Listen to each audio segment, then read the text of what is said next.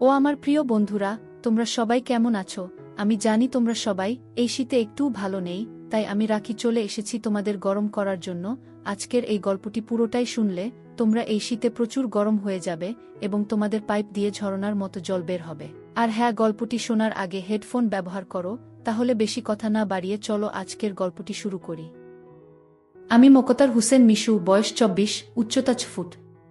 5 বছর আগে আর্মিতে ভর্তি হয়েছি, বর্তমান পোস্টিং রাঙ্গামাটি। বাড়ি রাজশাহী। বাড়িতে মা আর ছোট একটা বোন আছে। বাবা মোশারফ হোসেন অনেক আগে মারা গেছে, আমি তখন 9-এ পড়ি আর ছোট বোনটা 5-এ। তখন থেকে মা নিজে সংগ্রাম করে সংসার চালিয়েছে, ঘরে বসে সেলাই মেশিন দিয়ে মানুষের কাপড় বানিয়ে বানিয়ে আমাদের ভরণ পোষণ করেছে। কিছু চাষের জমি ছিল, তাই রক্ষে না তো আমার চাচা কাকারা যেমন হারামি এক মুঠো ভাত তুলে দেওয়ার মানুষ ছিল না। নানা নানি দাদা দাদি অনেক আগেই পটল তুলেছে, মামা মামিরা কিছুটা সহযোগিতা করেছে, তাও নাকড়ার মতো করেছে যাতে মা যা ভাগে পেত তা লিখিয়ে নিতে পারে। আমার ভুলি মা সরল মনে তা দিয়েও দিয়েছে। যা হোক, আমি কলেজে ভর্তি হয়েছি কেবলই, এমন সময় শুনলাম আর্মিতে লোক নিবে। মাকে বলে লাইনে দাঁড়িয়ে গেলাম। আমার নিজের উপর ভরসা ছিল, কারণ আমি মোটামুটি সব দিকেই ফিট। যেমন উচ্চতা তেমন বডি। মা বলে আমি আমার নানা মামাদের মতো হয়েছি, ঠিক পালোয়ান। বাবা কাকারা তো এক একটা টিনটিনে, সব কয়টা শুধু বদের হাড্ডি। যা হোক, ভালোই ভালোই টিকে গেলাম। বাড়িতে খুশির ঢোল বেজে উঠল, সবাই বলা বলি করল, যাক ছেলেটা কাজে লাগলো, এখন যদি সোনালির কষ্ট দূর হয়। হ্যাঁ, আমি আমার মার কষ্ট দূর করার জন্য কোনো দিকে না তাকিয়ে খেলাধুলা করার বয়সে চাকরিতে চলে গেলাম। গ্রামের বাড়ি হওয়াতে ভয়ের কিছু নেই, আশেপাশে তো কাকা চাচারা আছে।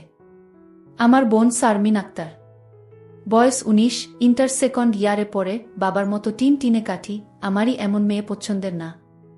মা সোনালী বেগম, বয়স মনে হয় 42 হবে, দারুণ দেখতে, এখনো যুবতী মেয়েদের সাথে পাল্লা দিতে পারবে। ফর্সা লাল টকটকে, মার দীঘল কালো চুল, ঘন মেঘের ভেলা, এত ঘন লম্বা চুল যে তা সারা পিঠ বেয়ে কোমর ছড়িয়ে নিচে নেমে যায়। লাল টকটকে ঠোঁট আর টানাটানা চোখ, সব মিলিয়ে আমার স্বপ্নের নারী, আমার জন্মদানকারী বিধবা মা। যা চরম পাপ, যা কখনো পাওয়ার নয়। সবই জানি, সবই বুঝি, তারপরও মনের কোথায় যেন সোনালীকে নিয়ে স্বপ্নের নীড় রচনা করি। যেখানে মা নয় সে আমার সোনালী, শুধু সোনালী।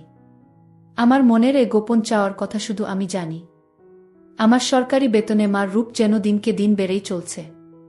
মার গর্বে বুক সব সময় ফুলে থাকে, গ্রামে সব সময় আমার জয় জয়কার। 5 বছরে ভাঙা ঘর পাকা করেছি, এখন 4 রুমের বাড়িটা আমাদের শান্তির নীড়। এবার ছুটিতে এসেই মা বায়না শুরু করল আমার বিয়ে দিবে, যদিও এটা অনেক আগে থেকেই চলছে। আমি শুধু বারবার এড়িয়ে যাচ্ছি। আজ এ নিয়ে মার সাথে মুখ কালাকালি হয়ে গেল। মার এক কথা, শারমিন বড় হয়েছে, বিয়ে দিতে হবে। এরই মাঝে কয়েকটা সম্বন্ধ এসেছিল, তার বিয়ে হয়ে গেলে সে একা একা কিভাবে থাকবে, হ্যান ত্যান কত কথা। আমি এসেছি শুনে ছোট মামা এলো, সারাদিন থেকে বিকেলে যাওয়ার সময় আমাদের সবাইকে নিয়ে যেতে চাইল। আমরা না যাওয়াতে জোর করে শারমিনকে নিয়ে গেল, বলল 2 দিন পর মা বেটা গিয়ে বেরিয়ে আসবে আর শারমিনকে নিয়ে আসবে। আমাকে আর মাকে নিয়ে যাওয়ার জন্য আর কি এমনটা করল? সন্ধ্যা থেকে আকাশটা মেঘলা হয়ে আছে দেখে বাইরে গেলাম না। না হলে 2 দিন থেকে এসে সন্ধ্যার পর বন্ধুদের সাথে আড্ডা মারতে বেরিয়ে পড়ি। আজ গেলাম না দেখে মাও খুব খুশি। গরম গরম পকোড়া ভেজে দিল। বিছানায় বসে মা বেটা মিলে আরাম করে খাচ্ছি। মিশু, হুমা, কাউকে পছন্দ করিস? আমি মার মুখের দিকে তাকিয়ে মুচকি মুচকি হাসছি। বল না পছন্দ করিস, করলে এতদিন তুমি জানতে না। তবে হ্যাঁ, একজনকে খুব ভালো লাগে এবং এও জানি তাকে আমি পাবো না। কেন পাবি না? আমার ছেলে কি দেখতে খারাপ? কোনো লাট সাহেবে বেটি সে রে? হা হা। তুমি দেখি রেগে গেলে। রাখবো না, এমন সোনার ছেলে আমার। আর কি না, বল তুই কে সে? বাদ দাও মা, আমার যাকে ভালো লাগে তার কথা দুনিয়ার কাউকে বলতে পারবো না, শুধু খোদাকে ছাড়া। মা আমার এমন গম্ভীর কথা শুনে অবাক হয়ে চেয়ে রয়েছে। এটা কি কথা রে বাবা? আমাকে বলতে না পারিস তোর ভাবি মানে রাসেলের বউয়ের কাছে বলিস তুই? না মা, তা না, তুমি আমার সবচেয়ে বড় বন্ধু, তোমাকেই যেহেতু বলতে পারছি না, সেখানে বলতে গেলে তারা তো আমাদের শত্রু, তাদের বলতে যাব কেন? তাহলে বল না, কে সে, কোথায় বাড়ি, কোনো বাড়ির মেয়ে? আমি চুপ করে বসে রয়েছি। মা অনেকক্ষণ আমার উত্তরের অপেক্ষায় থেকে মুখ গোমরা করে চলে গেল। ঘন ঘন বিদ্যুৎ চমকাচ্ছে, আকাশটা কালো হয়ে আছে, রাতের তারাগুলো না জানি কোথায় ডুব দিয়েছে। আমি জানালার গ্লাস খুলে দিয়ে ঠান্ডা হাওয়া গায়ে মাখছি, হাত বাড়িয়ে ব্যাগটা নিয়ে খুললাম, সিগারেটের প্যাকেটটা বের করে একটা ধরিয়ে টানছি। প্যাকেট রাখতে গিয়ে মোবাইলের বক্সটার কথা মনে পড়ল। শারমিনের জন্য যা যা এনেছিলাম সব দিয়েছি, শুধু মার গুলো দেওয়া হয়নি, চেয়েছিলাম দিতে, এমন সময় ছোট মামা এলো তাই আর দেওয়া হয়নি। নতুন অ্যান্ড্রয়েড সেট, মা খুব খুশি হবে। আরেক বক্সে একটা স্বর্ণের চেইন, মার যেটা ছিল সেটা আমার এসএসসির ফর্ম ফিলআপের সময় বিক্রি করে দিয়েছিল। তখন থেকে মার গলা খালি। আরও কয়েকটা জিনিস আছে মার জন্য। আয় খেয়ে নে, ঝড় আসতে পারে, কারেন্ট চলে গেলে খেতে ঝামেলা হবে। আমি তাড়াতাড়ি সিগারেটটা জানালা দিয়ে বাইরে ফেলে দিয়ে বললাম, হা দাও। কি লজ্জা, মা সিগারেট খেতে দেখে নিল, জানে আমি খাই, তবে এভাবে দেখেনি কখনো। ঘরে বসে সিগারেট খাওয়াটা ভুল হয়ে গেছে, সারা ঘরে সিগারেটের ধোঁয়া। মা বেটা খেয়ে দিয়ে উঠলাম। মা বল, আমার রুমে এসো তো একটু। তুই যা, থালা বাসনগুলো গুছিয়ে আসছি। আমি রুমে এসে শুয়ে রইলাম। মা আধা ঘন্টা পর হাত মুছতে মুছতে এলো। কি রে বাবা? আমি উঠে মার হাত ধরে খাটে নিয়ে বসালাম। ব্যাগ থেকে এক এক করে শাড়ি, ব্লাউজের কাপড়, ছায়ার কাপড়, একটা বাদুর বোরকা, দুটো ওড়না, একটা শীতের জামা, চাদর এবং আরও একটা প্যাকেট দিলাম। প্যাকেটটা দিলাম ভয়ে ভয়ে, কারণ ওতে দুসেট ছোট জামা কাপড় আছে, জানি না দেখার পর কি বলবে। এত কিছু কি জন্য এনেছিস? তোর কি বুদ্ধিশুদ্ধি হবে না কখনো? প্রতিবারই এত কিছু আনা লাগবে? আহ থামো তো তুমি, যা লাগে তা আনবো না। এটাতে কি রে? না, ওটা এখন খুলবে না, তোমার ঘরে গিয়ে খুলবে, আর প্লিজ রাগ করবে না। কি আছে এতে, তা তুমি খুলে দেখে নিও। আর হ্যাঁ, আরও কিছু আছে, এই বলে মোবাইলটা দিলাম। একটা থাকতে আরেকটা এত দামি মোবাইল, তোমার চেয়ে কেন কিছু দামি নয় আমার কাছে, এই বলে গালে একটা হামি দিলাম।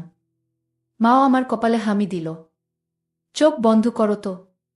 কেন রে? আহ বন্ধ করো না একটু। মা হেসে দিয়ে চোখ বন্ধ করল। আমি চেইনটা মার গলায় পরিয়ে দিলাম। এখন চোখ খুলো মা। মা চোখ খুলে স্বর্ণের চেইনটা দেখে হুহু করে কেঁদে দিল। না মা না, কাঁদবে না, প্লিজ মা, কেঁদে না, তোমার মুখে হাসি দেখব বলে নিয়ে এসেছি, সেখানে তুমি যদি কাঁদো তাহলে আমার খুব কষ্ট হবে মা। না রে বাবা, কাঁদছি না, তুই বুঝবি না এটা কিসের কান্না। খুশি হয়েছ মা? হা রে বাবা, অনেক খুশি হয়েছি। এই বলে মা দাঁড়িয়ে উঠে আমাকে ধরল। আমি তো কেঁপে উঠলাম, মা কখনো এভাবে আমাকে ধরেছে বলে মনে পড়ে না। ইস কি নরম, কি সুন্দর ঘ্রাণ, ও দুটো আমার বুকে পিষ্ট হচ্ছে। মা অনেকটা খাটো হওয়াতে তার মাথাটা আমার থুতনির নিচে, চুল থেকে সুবাস এসে নাকে লাগছে। নাক মুখ ডুবিয়ে দিলাম চুলে। ধীরে ধীরে আমার ওটা শক্ত হচ্ছে। মন চাচ্ছে হাত দুটো আরেকটু নিচে নিয়ে রাখি, তবে সাহস পাচ্ছি না। মা আমার যা রাগী মানুষ, ছোটবেলায় কত বেতপিটা করেছে তার হিসাব নেই। মার মুখটা দুহাত দিয়ে ধরে কপালে একটা হামি দিলাম। আর কখনো কাঁদবে না মা, আমি যেন তোমার চোখে পানি না দেখি। আচ্ছা বাবা, আর কাঁদব না। তো যাও, লাল তাঁতের শাড়িটা পরে দেখাও তো, দেখি কেমন লাগে আমার মাকে। যা পাগল, আমি বিধবা মেয়ে লোক, এমন লাল টকটকে শাড়ি পরলে মানুষে কি বলবে? কে কি বলল তাতে তোমার কি যায় আসে? আর এখানে মানুষ আসবে কোথা থেকে? মানুষের সামনে না পড়তে চাইলে পড়ো না, এখন আমাকে তো পরে দেখাও। আমার খুব মন চাইছে সাজুগুজু করে কেমন লাগে দেখতে। তাই আমার বাবা এনেছে আর আমি পরব না তা কি হয়? তবে মানুষের সামনে কখনো পড়তে বলিস না রে। ঠিক আছে মা, আমি শুধু আমার সুন্দরী মাকে দুচোখ ভরে দেখতে পেলেই হলো। যা দুষ্টু, মাকে কেউ সুন্দরী বলে? হা হা, তাই? তাহলে কি বলবো গো? হিহি, তুই জানিস কি বলবি। বেয়াদবি নিও না, প্যাকেটে যা আছে তাও পড়ো। কি আছে রে এতে? যাও খুলে দেখো। মা চলে গেল, আমি পিছন থেকে দেখে মুগ্ধ হয়ে গেলাম। এ মহিলার কি কখনো যৌবনে ভাটা পড়বে না? প্রায় 15 মিনিট পরে মা এলো। অসম্ভব, এ কাকে দেখছি আমি? এতদিন এক পেরে শাড়িতে যে মাকে দেখেছি তার সাথে এ মহিলার কেন মিল নেয়? কি সুন্দর, অতুলনীয়, গর্জিয়াস, মার্ভেলাস, যতই উপমা দিই না কেন কম পড়ে যাবে। মা দরজার কাছে দাঁড়িয়ে আছে, আমি বিছানার পাশে হা করে দাঁড়িয়ে আছি। মা ভীষণ মায়াবী করে হেসে চোখের ভ্রুর উঠানামা করে জানতে চাইলে, কি কেমন? আমি ধীরে ধীরে মার সামনে গিয়ে দাঁড়ালাম। কি রে, কেমন হয়েছে? দারুণ মা, খুব সুন্দর, মনে হচ্ছে অ্যাঞ্জেল। যা দুষ্টু, মাকে এমন কমপ্লিমেন্ট দিতে হয়? আমার 10 পাস মা যে এমন কথাও বলতে পারে জানা ছিল না। সরি মা বলে হাত ধরে বিছানায় নিয়ে বসালাম।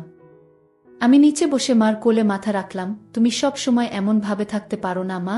মা আমার মাথায় চুলে হাত বুলিয়ে দিয়ে কি পাগলের মতো বলছিস? মানুষে দেখলে কি বলবে? তাহলে বলো, আমি যে কয়দিন থাকবো সে কয়দিন এমন করে সেজে থাকবে কেন রে? আমার খুব ভালো লাগে মা। হি হি পাগল, আচ্ছা থাকবনি। আমি মুখ উঠিয়ে মার মুখের দিকে তাকিয়ে, ওগুলো পড়েছ মা? যা শয়তান, কিছু তো শরম কর। মার জন্য কেউ এসব আনে? জানি না মা কেউ আনে কি না, তবে বাবা থাকলে হয়তো আমিও আনতাম না। সে নেই দেখে মনে হলো আমার মার তো ভালো মন্দর খোঁজ রাখার কেউ নেই, তাই নিজেই রাখি। রাগ হয়েছ মা? না রাগ হয়নি, কিন্তু আর আনিস না। কেন মা, পছন্দ হয়নি নাকি সাইজে হয়নি? সব ঠিক আছে। তবে তবে কি মা? মা লজ্জায় মুখ ঘুরিয়ে নিয়ে, তুই এনেছিস ভাবলে পড়তে শরম করে রে। আজ থেকে আমাকে ছেলে নয় বন্ধু ভাববে, তাহলে আর শরম করবে না। হবে মা আমার বন্ধু? যাহ পাগল, সমবয়সী না হলে কি বন্ধু হওয়া যায়? এ যুগে ওসব পুরনো কথা মা। তাই বলে মা ছেলে, হামা ছেলে, এতেই তো ভালো, একে অপরের কাছে আসা যায়। তুই অনেক বড় হয়ে গেছিস দেখি, কি সুন্দর কথা বলছিস। তা তো অবশ্যই, কয়দিন পর তোমার ছেলে সেকেন্ড লেফটেন্যান্ট অফিসার হবে। খুব ভালো হবে রে বাবা, খুব ভালো হবে। এমন সময় বিদ্যুৎ চলে গেল। মোবাইলটা জ্বালাতো মিশু, দেখি চার্জার বাতিটা কোথায় আছে। থাক না মা এমন, কি সুন্দর তোমার কোলে শুয়ে আছি। জানো মা, পাহাড়ি এলাকায় একা একা পোস্টে ডিউটি দেওয়ার সময় এমন স্বপ্ন রোজ দেখি। প্রতিদিন মনে হয় তোমার কোলে শুয়ে একটু যদি। ঠিক আছে, এমনই থাক, তোর যত মন চাই। ধন্যবাদ মা। হি হি পাগল। মা হু, আজ আমার পাশে ঘুমাবে একটু? কেন রে, মন চাচ্ছে তোমাকে ধরে ঘুমাতে? ঠিক আছে, যা সদর দরজাটা বন্ধ করে ঘরগুলোতে ছিটকানি লাগিয়ে আয়। আমি উঠে লাফাতে লাফাতে চলে গেলাম। আজ আমার খুশি ধরে না, কিছু হলে হতেও পারে। এক জগ পানি নিয়ে এলাম সাথে করে। এসে দেখি মা শুয়ে পড়েছে। টেবিলে জগটা রেখে খাটের পাশে দাঁড়ালাম। মা দেয়ালের দিকে সরে গিয়ে আমাকে জায়গা করে দিল। বজ্রপাতের আলোতে মার মুখটা মায়াবী মায়াবী লাগছে। খোলা জানালার হিম বাতাসে আমার মনে ঝড় তুলছে। জানি না মার মনে কি চলছে। মনে হচ্ছে মা তার স্বামীকে পাশে শোয়ার জন্য জায়গা করে দিল। মা নতুন বউ, আমি তার স্বামী। দাঁড়িয়ে রইলি যে, শুবি না? হাসুই। মার পাশে শুয়ে পড়লাম, দুজনে মুখোমুখি। আধো অন্ধকারে দুজনে দুজনার দিকে চেয়ে আছি। ঘুমাবি না? তুমি ঘুমাও, আমার ঘুম এত তাড়াতাড়ি আসে না। তাই আয় কাছে আয়, মাথায় হাত বুলিয়ে দিচ্ছি। আমাকে আর পাই কে? একেবারে মার বুকের কাছে বুক নিয়ে গেলাম, তবে কোমরটা দূরে রাখলাম। মা একটা হাত সাইডে লম্বা করে দিল, এখানে মাথা রাখ। মা তার হাতের উপর মাথা রাখতে বলছে। আমি সহজ মনে তাই করলাম। নাকটা মার বগল থেকে ৩-৪ ইঞ্চি দূরে। ভালো মতো দেখতে না পেলেও বুঝতে পারছি যে এর বেশি দূরে নয়, কারণ ঘামের ঘ্রাণ পাচ্ছি। ইস, মার বগলের ঘ্রাণেই তো আমার শরীর আনচান আনচান করছে। মার বাম হাতের উপর শুয়ে আছি। মা ডান হাত দিয়ে মাথায় হাত বুলিয়ে দিচ্ছে, এতে করে আঁচল উঁচু হচ্ছে। আর যখনই বিদ্যুৎ চমকাচ্ছে তখনই ওগুলো দেখতে পাচ্ছি। নিজেকে কন্ট্রোল করা মুশকিল হয়ে পড়ছে। মিশু, হু, কাকে পছন্দ করিস বললি না তো? শুনলে রাগ করবে মা, তাই বলা যাবে না। কেন কেন, এমন কাকে তোর মনে ধরেছে যে শুনলে রাগ করব? বাদ দাও না মা, নিজেকে তোমার কাছে ছোট করতে চাই না তোমার মনে কষ্ট দিতে। তোর কথার তো আগা মাথা কিছুই বুঝছি না। নাইবা বুঝলে মা, হু। তোমাকে একটু ধরি। মা হি হি করে হেসে, ধর। কি সুন্দর ঘ্রাণ গো মা তোমার। যা শয়তান। আমি মার এমন আশকারা দেওয়া কথায় সাহস পেয়ে তাকে চিৎ করে দিলাম। মন চাচ্ছে কোমরাটা উপর তুলে দিতে। মুখটা উঁচু করে হামি দিয়ে বললাম, আমি তোমাকে খুব ভালোবাসি মা। মা আমার মুখটা দুহাত দিয়ে ধরে, আমিও তোকে খুব ভালোবাসি রে সোনা। আমার ভালোবাসাটা অন্যরকম মা। কেমন রে? মা ছাড়া আরো অনেক কিছু। কেমন? শুনলে রাগ করবে না তো? আহ বল না, এত পেঁচাচ্ছিস কেন? তুমি আমার ড্রিম গার্ল মা, তাই তো? কি? হ্যাঁ মা, জানি এটা শুনে আমাকে খারাপ ভাবছ, এজন্যই বলতে চাইছিলাম না। আমি তোর মা মিশু, এমনটা কিভাবে ভাবতে পারলি? জানি না মা, শুধু জানি আমি তোমাকে প্রচণ্ড ভালোবাসি। তোমাকে ছাড়া কাউকে ভাবতে পারি না। চুপ কর বেয়াদব, এমন কথা বলতে তোর মুখে বাজছে না? সরি মা। এই বলে তার উপর থেকে উঠে খাট থেকে নেমে পানি খেলাম। মাও বিছানার উপর উঠে বসেছে। বুঝতে পারছি সে অবাক হয়ে আমার দিকে তাকিয়ে আছে। জানালার ধারে গিয়ে দাঁড়ালাম। বৃষ্টি থেমে গেছে, তারপরও আকাশ কালো হয়ে আছে। চাঁদ তারা কোথায় যেন লুকিয়ে গেছে আজ। ঠিক আমার হৃদয়ের মতো চারিদিকে অন্ধকার। এমন সময় কারেন্ট এলো। ঘরটা আলোকিত হয়ে গেল। আমি জানালাটা লাগিয়ে দিলাম, পর্দা ঝুলিয়ে দিয়ে ঘুরে দাঁড়ালাম। মা বিছানার উপর হাঁটুতে মাথা দিয়ে নির্বাক বসে আছে। ফ্যানের হাওয়া আমার রেশমি চুলগুলো দোলা দিচ্ছে। মনে হচ্ছে নববধূ বসে আছে। মা মুখ তুলে আমাকে তার দিকে এক মনে তাকিয়ে থাকতে দেখে এখনে আয়। আমি মার কাছে গেলাম। বস। বসলাম। মা আমার পিঠে হাত বুলিয়ে দিয়ে বলে, এমনটা হয় না বাবা, আমার লক্ষ্মী সোনা ছেলে, আমি কিছু মনে করিনি। আমি জানি তোদের বয়সের ছেলেদের ফ্যান্টাসি হয় খালা, চাচিরা। তবে মাকে নিয়ে ফ্যান্টাসি রচনা করা একটু বেশি হয়ে যায়। সরি মা। আমার ভোলি ভালি মা যে এতটা বুঝে, এতটা পোক্ত আমার জানাই ছিল না, এত অনেক শেয়ানা। ঠিক আছে, চেষ্টা কর আমার উপর থেকে মনটা সরিয়ে অন্য দিকে নিতে, বিয়েটা করে নে, দেখবি সুন্দরী বউ পেলে মাকে ভুলে যাবি। আমি মাথা নিচু করে, পারবো না মা, প্লিজ, নিজের সাথে অনেক লড়াই করেছি, আমি ক্লান্ত মা, কিছুতেই তোমাকে মন থেকে সরাতে পারি না। কেন রে, কি এমন পাস আমার মাঝে? আমি মুখ তুলে মার মুখের দিকে তাকিয়ে, জানি না মা, শুধু জানি তুমি আমার সব, তোমার কথা চিন্তা করলেই আমার কি তোর পাগল হয়ে যায় মা। মা মুচকি হেসে, ও কিছু না, নিষিদ্ধ জিনিসের প্রতি টান একটু বেশিই হয়, আমি তো বুড়ি হয়ে গেছি, তুই যেমনটা ভাবিস তেমনটা আমি আর নেই। মার এমন কথা শুনে আমি কেঁপে উঠলাম। মা কি ইশারায় আমাকে বুঝালো যে তার জিনিসপত্র আর আগের মতো নেই, দেখলে আমার পছন্দ হবে না? দেখ বাবা, এক এক জনের এক এক জনকে ভালো লাগে, তাই বলে কি তাকেই নিজের করে পেতে হবে এমন কেন কথা আছে? অন্য কেন মা হলে এসব কথা শোনার সাথে সাথে চিৎকার চেঁচামেচি করে বাড়ি মাথায় তুলত। আমি কিন্তু তা করছি না, কারণ তুই আমার একমাত্র ছেলে, নারী ছেঁড়া বাঁধন, তোকে আমি অনেক ভালোবাসি, তাই বলছি আমার ভালোবাসার মর্যাদা রাখতে বিয়ে করে নে বাবা। দেখবি ধীরে ধীরে আমার থেকে মন বোমার দিকে চলে গেছে।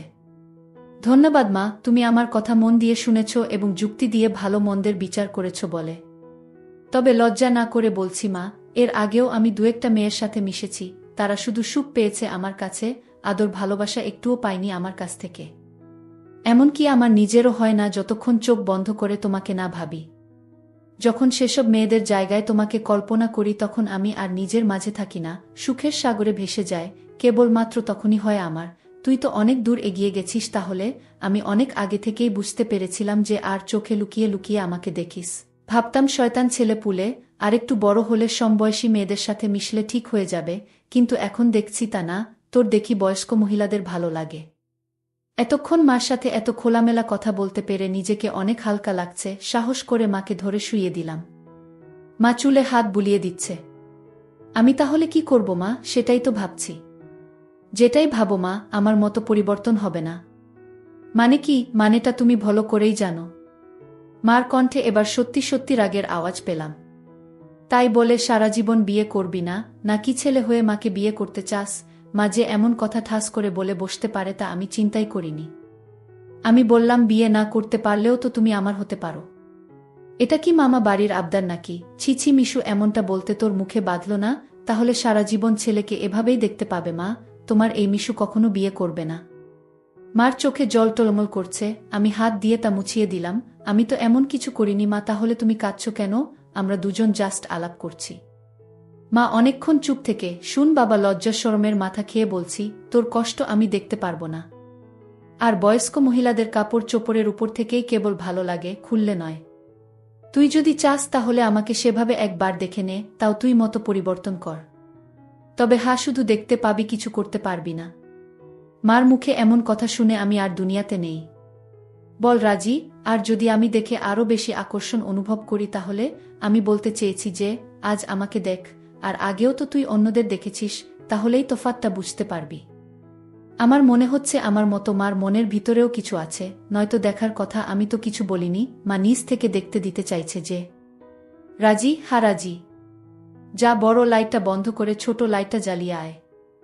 মনে মনে ভাবলাম, কি সৌভাগ্য, আজ তো আমার পোয়া 12 লেগে গেছে। নীল বাতিটা জ্বালিয়ে খাটের পাশে দাঁড়িয়ে রইলাম। মাও উঠে দাঁড়ালো। ধন্যবাদ মা, আমার স্বপ্ন পূরণ করার জন্য। তোর জন্য আমি সব পারি রে, শুধু কথাদের সব দেখে নিয়ে মাকে ভুলে যাবি না তো, বা ভুল বুঝবি না তো? কি বলছো মা? তুমি আমার মা, আমার স্বপ্নের রানী, আমার ফ্যান্টাসির জগৎ, সব কিছুই তুমি। তোমাকে ভুলে গেলে তো নিজেকেই ভুলে যাওয়া হয়। কথা দিলাম মা, জীবন থাকতে তোমার অবাধ্য হব না, ভুল বুঝা বা ভুলে যাওয়া তো দূরের কথা। আমি বললাম, কিছু মনে করো না মা, আমি কি ছুঁয়ে দেখতে পারবো? মা আমার চোখের দিকে তাকিয়ে, আমি তোর মা মিশু। মা, তুমি আমার মা এবং আমার স্বপ্নের রানীও। আমি পিছন দিকে গিয়ে শাড়ির আঁচলটা ফেলে দিলাম। বন্ধুরা, আজকের গল্পটি এখানে শেষ করলাম। দেখা হবে পরবর্তী পর্বে। আর তোমরা যারা আমার ইমো নাম্বার চাও তারা আমার চ্যানেলটি সাবস্ক্রাইব করে রাখো। আগামীকাল আমি আমার ইমো নাম্বারটি সবাইকে দিব এবং তোমরা সবাই আমার সাথে ভিডিও কলে কথা বলতে পারবে।